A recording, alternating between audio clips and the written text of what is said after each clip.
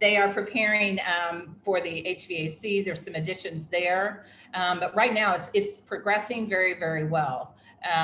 As far as the timeline, it really hasn't changed. We're kind of saying as we get into winter break, at the, in December, January timeline, they're progressing well. The materials have come in on time, which we were extremely pleased with during COVID. So that's kind of where we are as of today. I'm really hoping this week you'll be able to see a picture of the ceiling grid and kind of what it looks like. We are working on our quarterly capital newsletter, and North Mianis was featured. We'll have a segment in that. But we also have another newsletter update that'll come out to North Mianis probably Thursday or Friday. And there'll be a picture in there specifically. Great. That kind of rolls into our next question, was talking about email updates about the progress since last year. So you were saying that we are going to be getting some of those because some people were worried that we weren't getting as much information for the transparency of what is going on in the process. So I'm glad to hear that there are updates coming out to the whole community and to North Mianis specifically. So do you know an idea when we would have a date for returning to Riverside, or is that just at this point winter? Yeah, let me comment on both of those. Our last update to North Mianis was about 5 weeks ago, but it was August 27th. So if people were just returning, getting ready for school, they could have missed it. And it was a full page detailed note. So I just want to make sure people know we're trying to get information out. But I did speak with my communications person, and going forward, we'll try to get that every 2 or 3 weeks, because I know as we get closer to the project being done, people want as much information as possible. We're looking again, it's all going to depend on not only the project being completed, but once the project is completed, there are lots of sign-offs and approvals that have to happen. You have to reestablish, the fire suppression system, just for safety reasons. You've got fire marshal, the construction sign-offs from the town of Greenwich to make sure everything is inspected and ready to go, and things like that. The town works wonderful with us, and so everybody knows there's an urgency to get the children back and the staff back in that building. So I'm confident they're going to work as quickly as they can.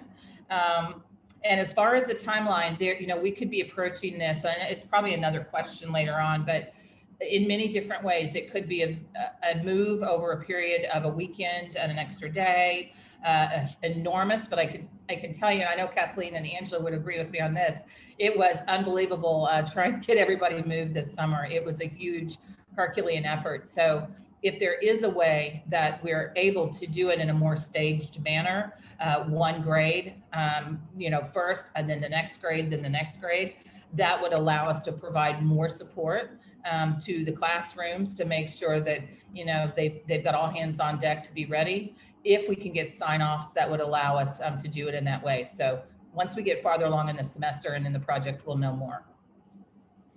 That moves us into our questions about moving back to North Mianis Riverside. So when the move is back, do you know at this point what to anticipate for the students? Will they need to use snow days, or will we be allowed to use asynchronous days like we did when we moved back in March? Or do we have, do you know what to expect for the students in the transition? Yeah, we are not allowed to have any asynchronous, any sort of remote this year, unless it is a district quarantine situation due to COVID. And right now, that includes snow days. On a snow day, we can't choose to go remote this year. They've completely taken that away. So could they change their mind before winter hits? They could. But I will tell you, I had Ida. We had 2 buildings that flooded, and I didn't know if I was going to be able to get them open, following the long weekend. So I reached out directly to the state, to the commissioner and to their attorney to say, if this is an emergency situation, can we go remote for a day or 2 so we can get kids learning and not, sitting at home? And they said no, that it is not, and legislators took action that would not allow that. So it would have to take an executive order, I believe, from the governor to do something. And I'm not sure that they're going to do that this year. Okay. Is there anything that parents can do to help and assist in the moving Can we, when the students aren't there, come and help teachers unpack or provide any sort of boxes or bins to kind of help and assist our teachers who have had to do so much in these months? Yeah, I'm sure if COVID continues being in a better place, we're, as you know, this year we're allowing more and more volunteer help. So, and I know I see Angela nodding her head, just helping. And we're so grateful for the parents that have been volunteering with the buses and car duty. So we will absolutely ask for help if we're allowed to from a health standpoint.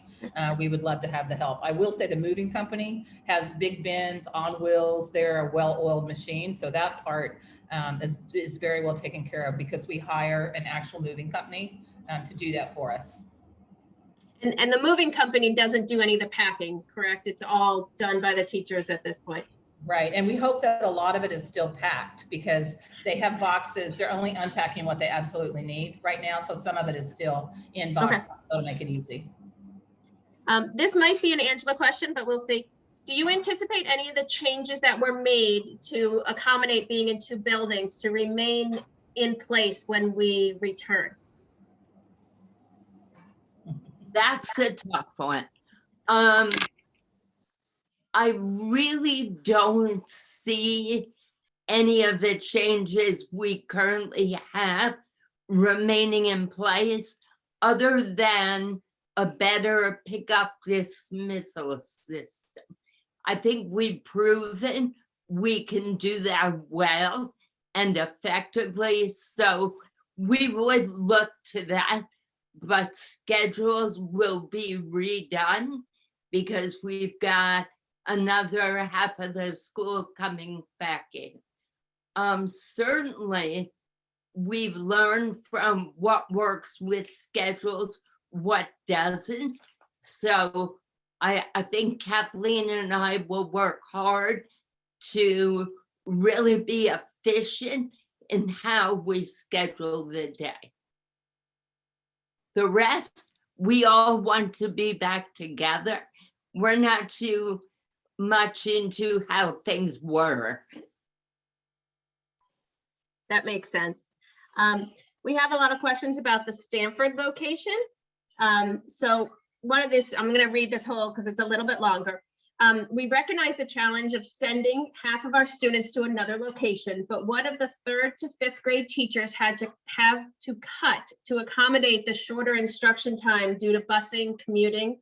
How has the schedule been tweaked so that specials are not overtaking academic time? And looking at what they're missing, will they make up anything that they are having to miss because they're coming later, leaving earlier? I'll let Angela take that one. Between Kathleen and I, we can cover this one. Buses leave every morning at 8:35. It takes approximately 18 minutes to get there. So the students are there before 9 o'clock, correct? Kathleen, do you want to jump in on that? Yes, we actually are pretty proud of how quickly North Mianis Riverside has been able to get the students on the 8 buses over to us. And we average arrival at somewhere between 8:54 and 8:56 every day. In terms of instruction, I'm being honest in saying up until 9, it's typically come in, hang your things up, get settled for the day.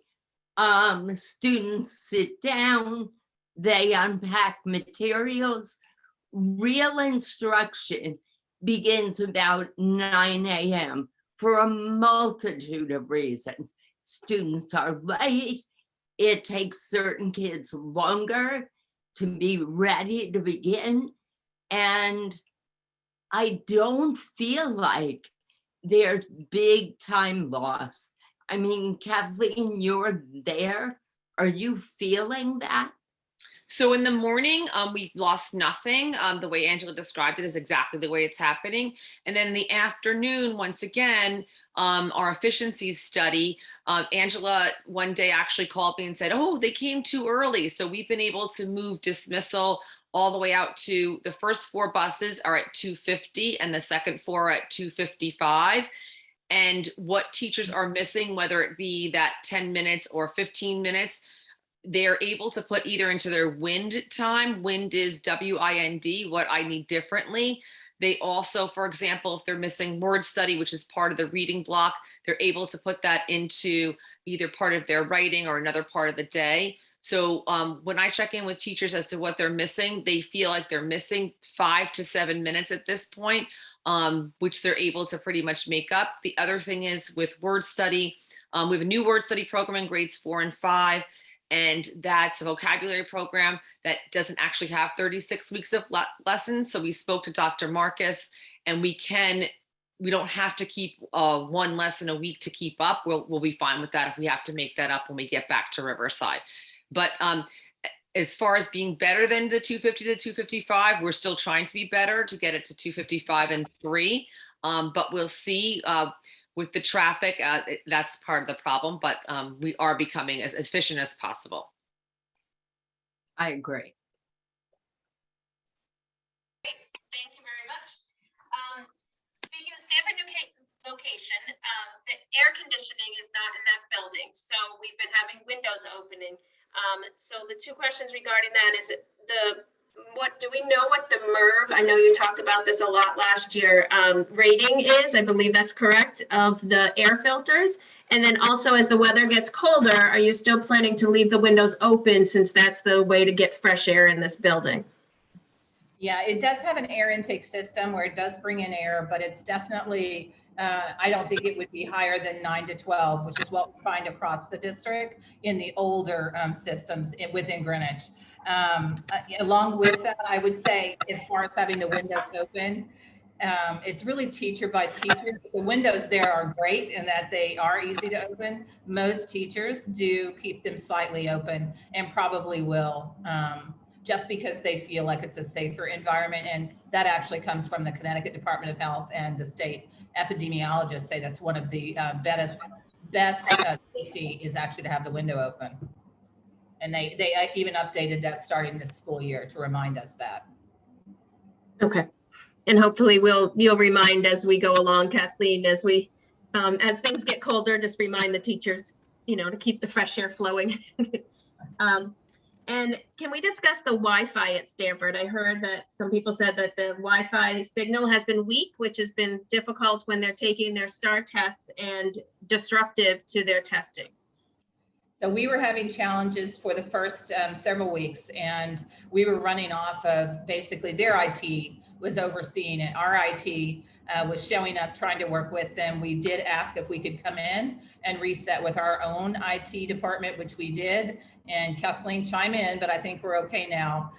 They upgraded the system and let our IT kind of take over to fix the issue.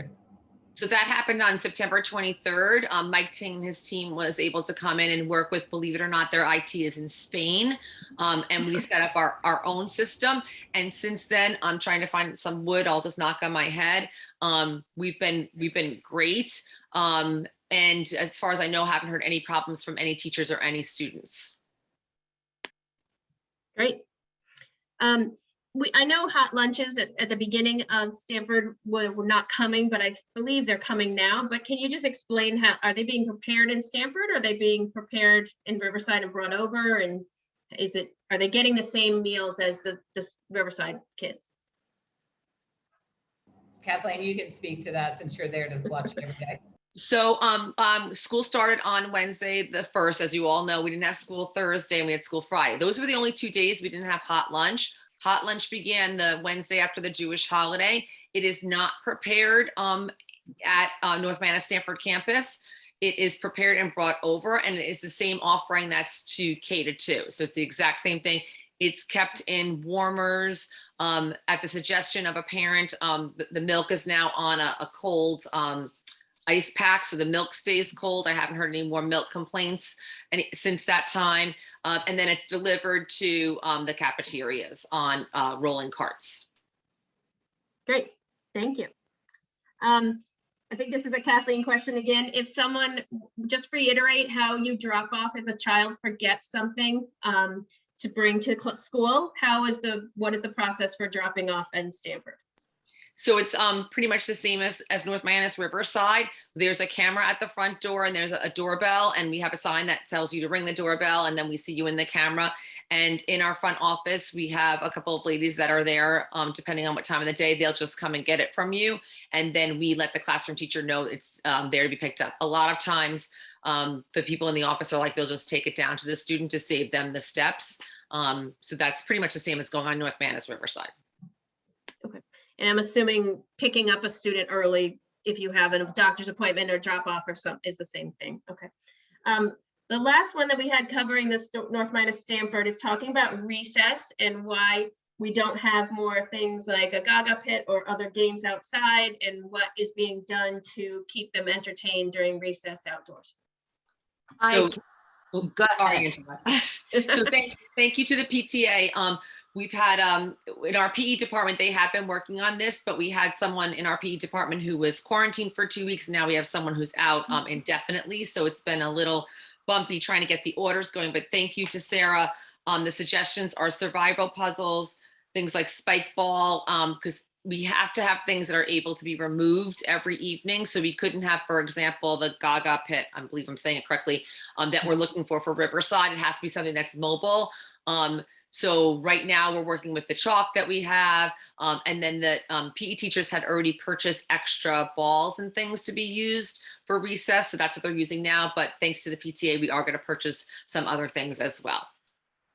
I did put in a almost $4,000 order of PE equipment for Stanford.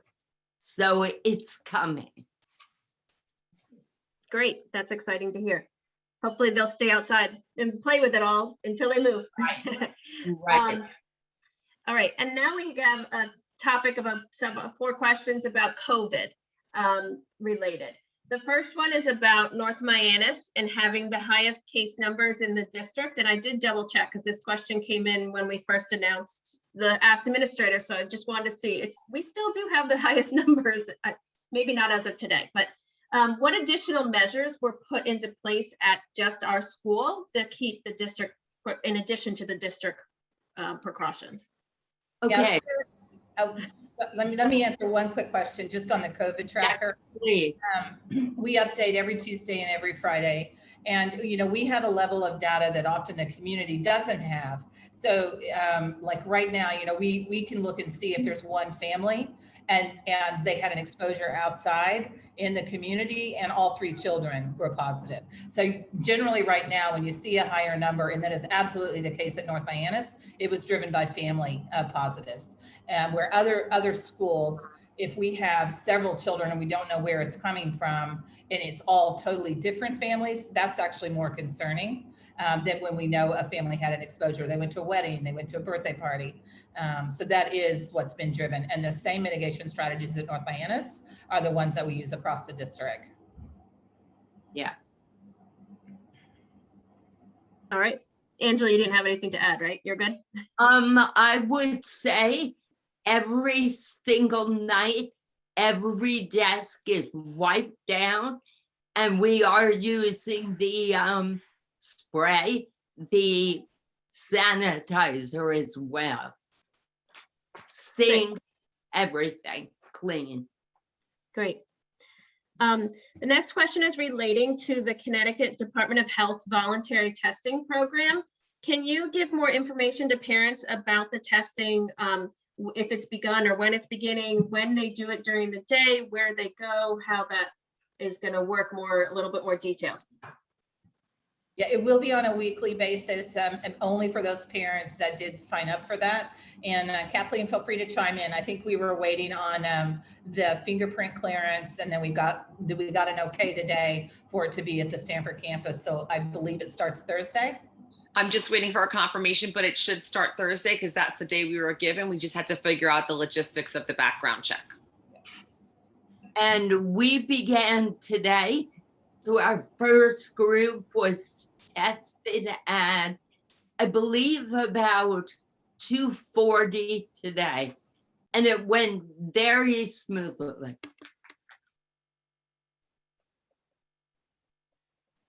Okay. And I'm just confirming, you can add in to be the do testing or drop out at any time during the process, correct? Yeah. Okay. All right. This is another question I'm going to read because it's a little bit longer, but just so everyone can hear. There are many parents who want to see all K-5 children masked while indoors, and other than those who have true medical needs and prevent mask wearing.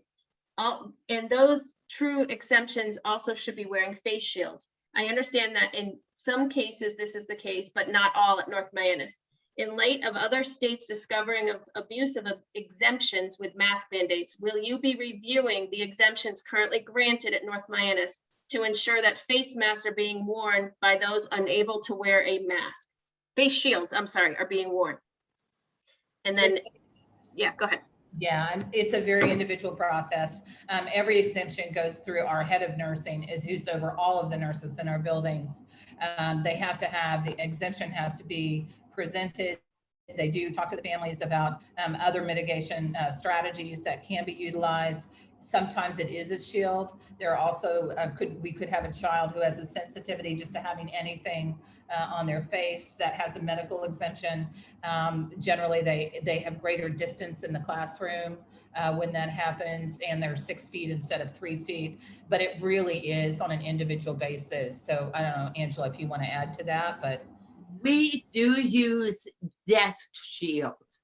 So even if they can't wear a face shield, every child has that 3-sided desk shield. Okay. Can you also talk to what happens on the bus if the child takes, I mean, since we have half our kids going on a bus mostly? What we do is any student who doesn't have a mask sits up front facing the, the window, but is not seated with other students. So as much as we can, we don't want to isolate, but we do recognize the importance of that distance. And the bus windows, I know we had a mention in the chat, are open. Yes. Yeah. Okay. All right, this is a question about quarantining. If a North Mianus student, not the whole class, but one student is quarantined for any reason, is any type of remote learning offered? And if so, specify what it looks like. And if not, what is done to keep the child up to speed on missed lessons for the extended period of time? The teacher works very closely with the parent to ensure there is work, whether it be the parent picks up paper, pencil, or books to read. And there are Google Classrooms that are populated with lessons and material. If one student, however, is quarantined, we are not providing live instruction. If the whole class is quarantined, we do. Okay, thank you very much. The next area of discussion is academic and testing related. The first question is about Spanish. At this point, we do not have a full-time Spanish teacher that you are looking to hire someone new. As we do not have one, do we have a substitute coming while you are looking to fill someone? Beginning Monday, we will have a substitute.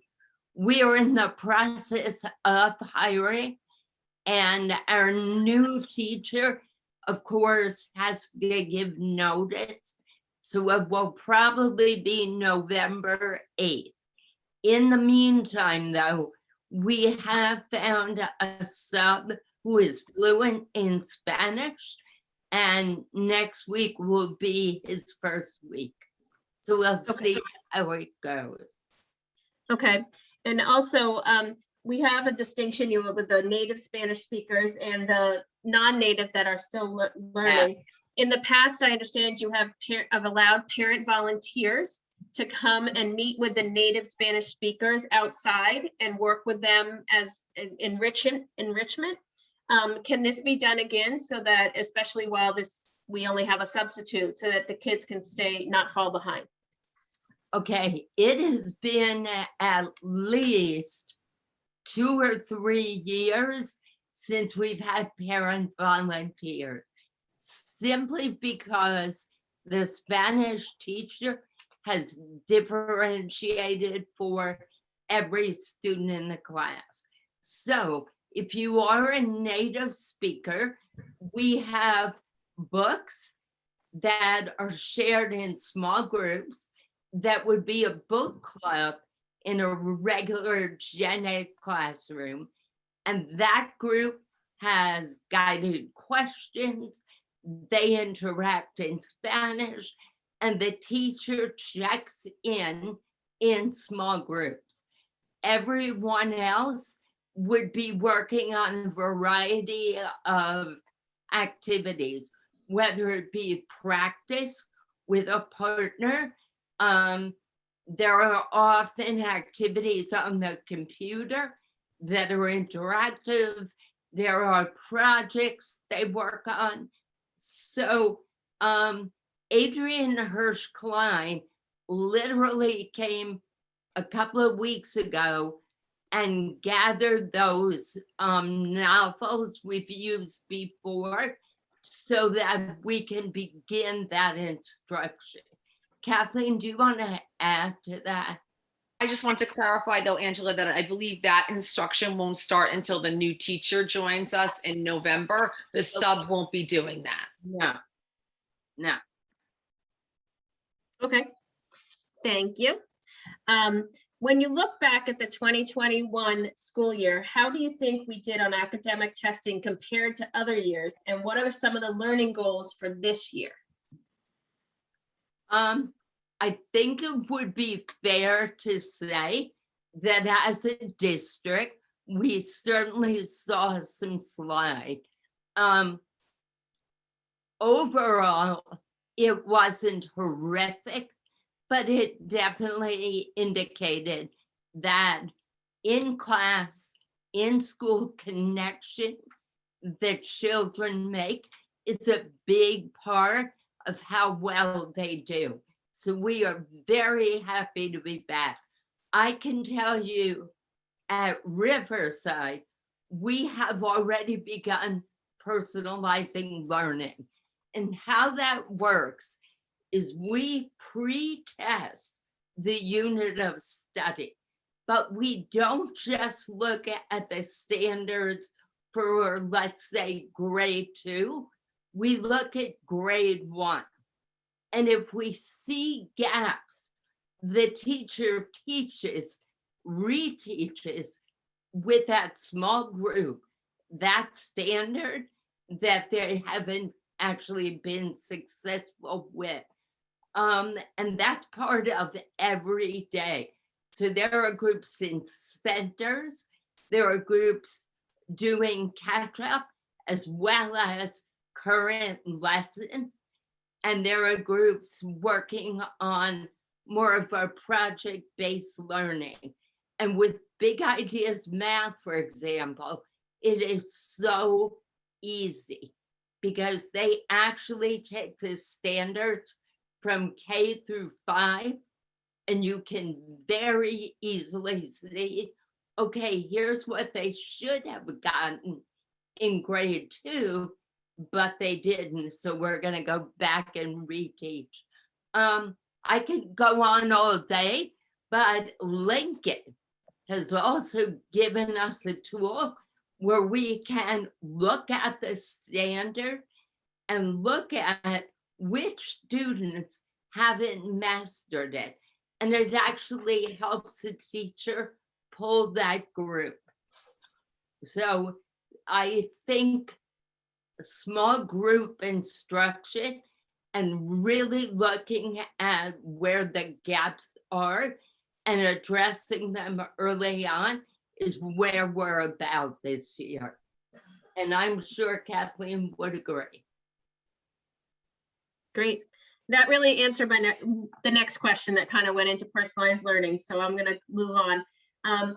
What about testing scores? When will parents receive whichever ones we get, and will parents receive the Linkit or STAR scores?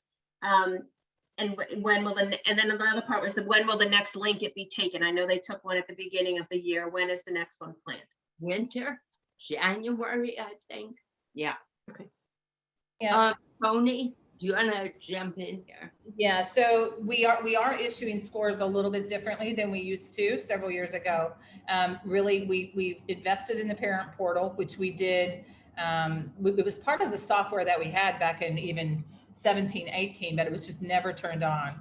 In 1920, we turned on a parent portal for the first time when we brought on Linkit as a platform that we thought was much better than the one that we had previously. Last spring, we turned on the parent portal again. So once those scores are uploaded inside the parent portal, we will give everybody a reminder on how to log into there. And you can not only see your child's score from now, but their previous history is in there as well. And again, once all of that data is loaded, we will be sending that out for the portal for parents. And is the portal open now to look back still, or is it not open again until the next scores are uploaded? You know, it stays open. So what I don't know is if they reset, logins or anything like that. You could try if you still have your password and see, you should be able to see what was in there previously. But we will send a reminder out to everybody once all that data is in there. Okay. Sarah, with the just fa- to Go ahead. just to give you the dates. The next window for Linkit is January 18th, and it ends on January 28th.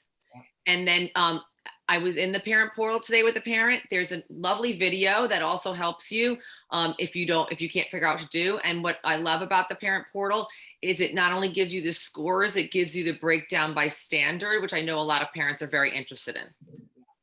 Great, thank you. With the dropping of STAR as for testing throughout the year, what will be used for the 5th graders to determine their middle school level placement for things like math and language arts? I'm going to give. Sorry, go ahead, Angela. You're fine. Go ahead. Yeah, so right now, as far as ALP, there's actually a committee that's even meeting on that, trying to have a big discussion about just in general, because we had an ALP study last year, which is also the advanced coursework, of course, going into middle school. They do have the NWEA. They also have the Linkit scores, and they're reviewing all of that on what that criteria will be at the end of the year. And there's an update to the board. I can't remember if it's October. I can't remember if it's this month or next month, but there is an update coming. Okay, thank you. Can we talk a brief moment about ALP and how you've moved to an ALP block with science and social studies? Whether or not that has started being taught at this point, and if it's meant to be at grade level, why is it being delivered during ALP block? And why is word study done at the grade level if it is supposed to be differentiated? So there's a couple of questions in there. Sorry. I'll answer one and then I'll kick it over to you, Angela. For the science, there was actually a science block. If you go back to, I want to say 1819 might have been the last year. And then in 1920, they took out the science block. There was a lot of pushback from parents, from the Board of Education, that wanted to see that science back in as part of ALP. And so it was put back in again at the request of the Board of Education and also parents. So it's not new, but if your children were in kindergarten or first grade, you may not have known what they had in ALP. Angela, I'll let you go ahead and speak to the other piece. Okay, Kathleen, I can't speak to whether or not they're teaching it. I can speak to social study.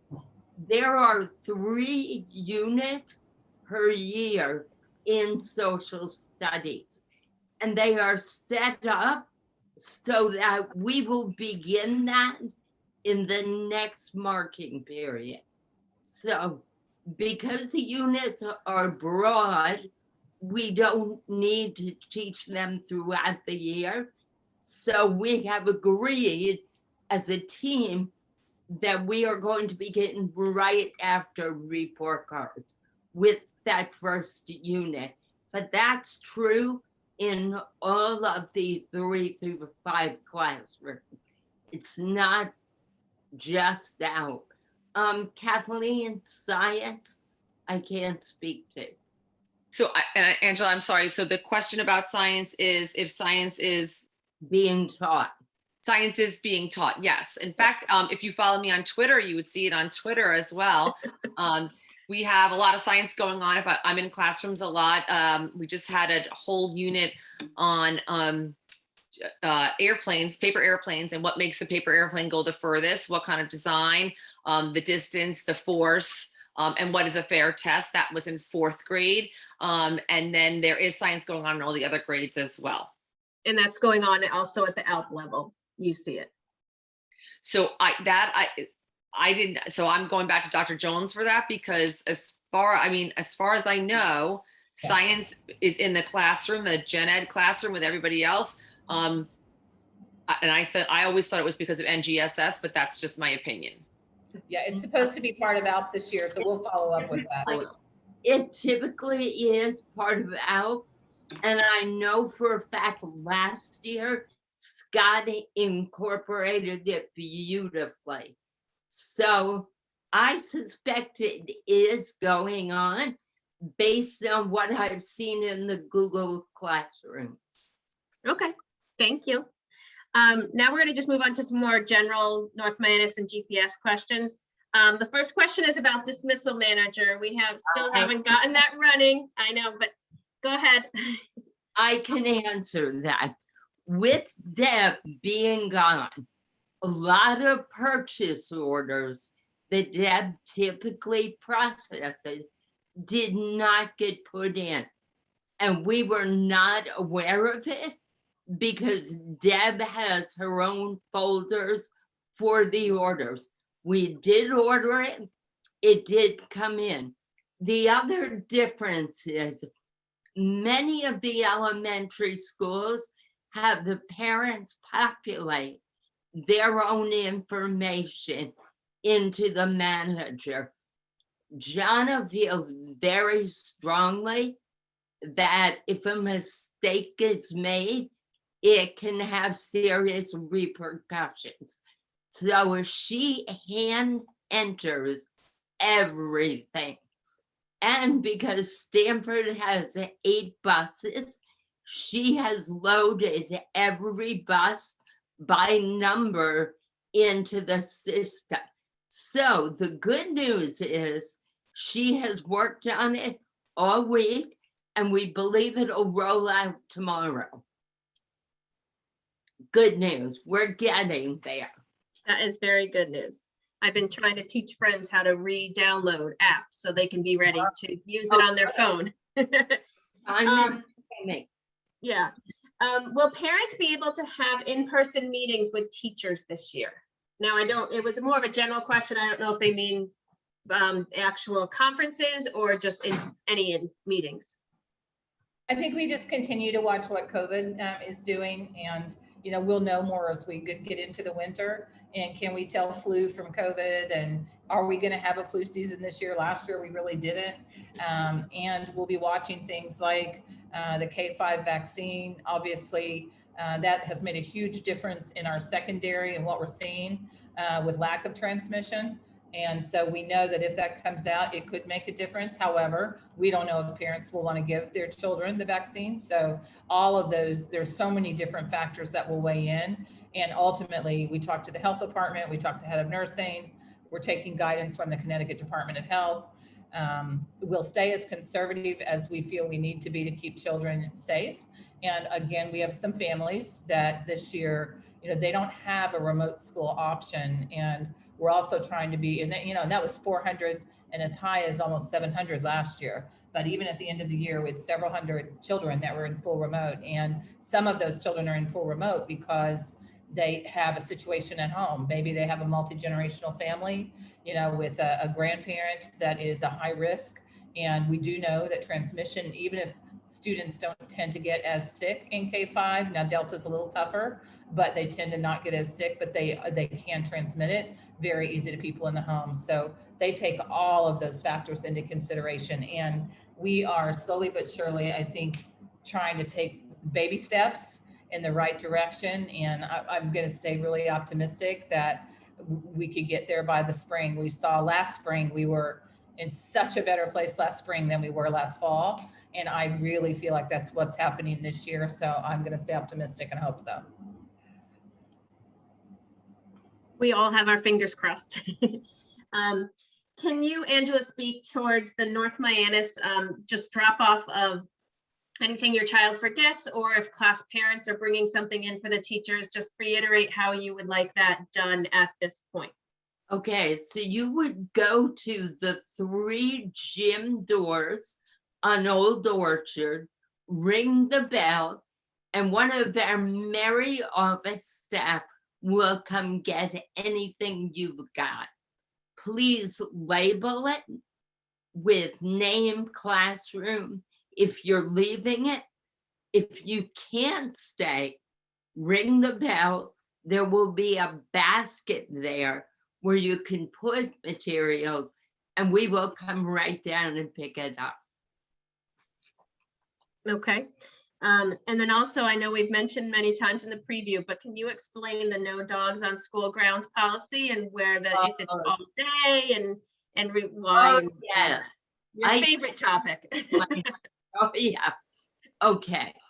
The rule is, as far as the school goes, up until 6 p.m., when our OGRCC children have left the building, there should not be dogs on school grounds. Now, I've got that directly from Greenwich Police. We've also talked about our little dog club in the morning at 7, and there's probably 20 dogs. The police have said to me, if it doesn't interfere with your students, if they're gone before students come on the ground and they clean up after the dogs, the police really can't do much. And they are extremely good about cleaning up that end of the field. So I let them live their life and they let us live ours. And I honestly feel like we are a real community school. And that feeling, all of those parents once had students in our school. And it's nice to drive up in the morning and see how well the school's used. I know because you're all there helping. And because you're a dog fan, so I know that you like that. Oh, but I'm quite good at kicking them off. Well, the next question was quickly about the afters program, and which I know is PTA run, but I didn't know if you wanted to touch on the process from the school standpoint for afters. I think that might be a Tony question. If not, go ahead. Yeah, I'm not really sure, Angela, if they're talking about the contracted company from last year, or I think so. I mean, there was a company from last year that was reported to the state because it was really more like a childcare, not actually enrichment, and that company was not licensed for childcare, which you have to have a certain type of license. So it depends on. I can tell you, North Mianus has not used that company. We have not used that company specifically for a couple years. From a PTA standpoint, just to share with everyone else, it's hopefully in the works. It's been a little bit difficult with half of the building unavailable. So teachers, if they want to teach, don't have a location to use. Deb has been our on-site manager and is just returning. So whether someone else would help her with that or something. So hopefully, per, you know, Dr. Jones allowing with COVID allowing to happen, we can get this going soon, you know. Yeah, as we're we going. definitely are. We definitely have allowed it this year. I mean, it's back at our school from a COVID perspective. You touched on this briefly at the beginning, but can you just tell us again about the snow days and hopefully the work that you're doing to try to convince the state to allow us otherwise? Yes, as it stands right now, it was legislated that we can't have remote days for like a snow day. And it really goes back to not our district, but there were many districts that were remote almost the entire year last year and the spring before. And they were really at the state level very worried about children who the schools were not opening. So this year, really to force everybody's hand to get the doors open, they said no remote. So they're very strong about it. They could, I think if we had like a really bad snowstorm and it looks like children are going to be out for 5 days, it wouldn't surprise me if they don't have a ruling that, okay, for this week, if your district has power and if your kids can log on, that you can do 2 or 3 days while you get cleaned up from the storm. But that's just fingers crossed. Hoping they'll let us do it. Right now, it's a hard no. Are they that nimble that they could change their, give us that change? Stuff that changes every week. It has, since the beginning of COVID. It really just depends. You could have a governor's executive order working with the Connecticut State Department, so they could issue something like that fairly quickly. Okay. And the last comment was more of a comment. If inviting Dr. Jones to come and see our moving of our 250-ish kids in the morning or their arrival in the afternoon on the buses to see how things have gone, and if you have any, comments or thoughts to make it even smoother and safer for our children. Sure, I can do that. I think I would have to say the morning is like a well-oiled machine. Alejandra, you're there in the morning. It has gotten so much better thanks to parents. The amount of outpouring of support is unbelievable. In the afternoon, as the buses pull in and the cars pull in, much like they did last year, I know there is a parent concerned because the sidewalk has parking on the other side.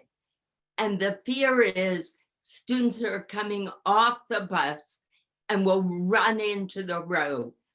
I think, and the police have looked at it with me, it works. We don't have children running free. They either cross and go to their next bus or their parents, or they wait on that island for the parents to come. Tomorrow, we are asking teachers to park in that parking lot, which means parents would shift to the further parking lot.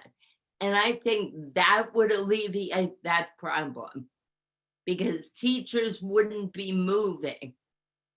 So we'll try that. Great. Well, we reached the end of the list, and I'm very impressed that we got through all these questions. Do you have a minute if there's any questions from the floor? Is that okay? Opening it up for a few minutes? Sure. Okay.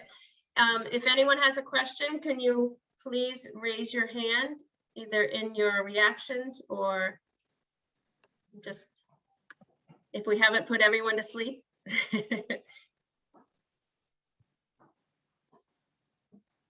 I'm not seeing anyone. Last call, if any. Oh, June, would you like to ask questions?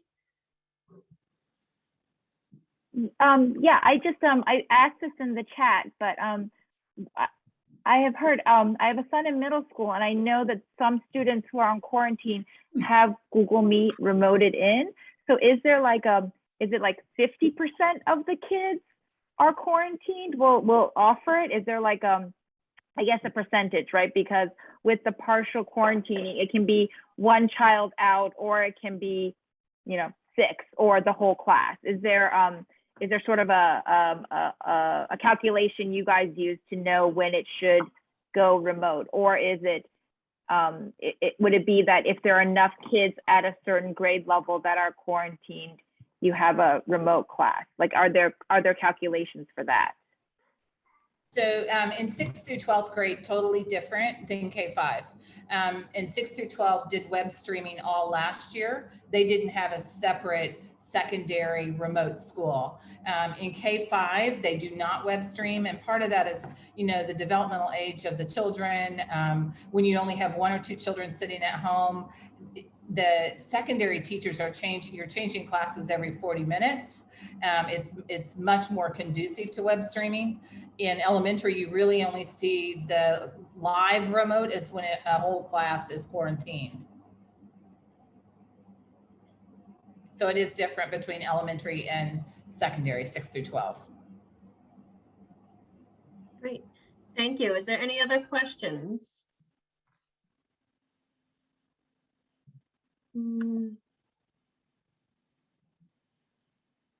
All right, last call for questions. I don't see anything else. All right. Well, thank you, Dr. Jones and Mrs. Schmidt and Mrs. Ramirez. This has been very helpful. I think we got a lot of information out, and I'll share the recording at the end of the week so that parents who weren't able to join us can hear all this information. Wonderful. Thank you. Thank Thank you. you. Thanks. Good night, everybody. Bye.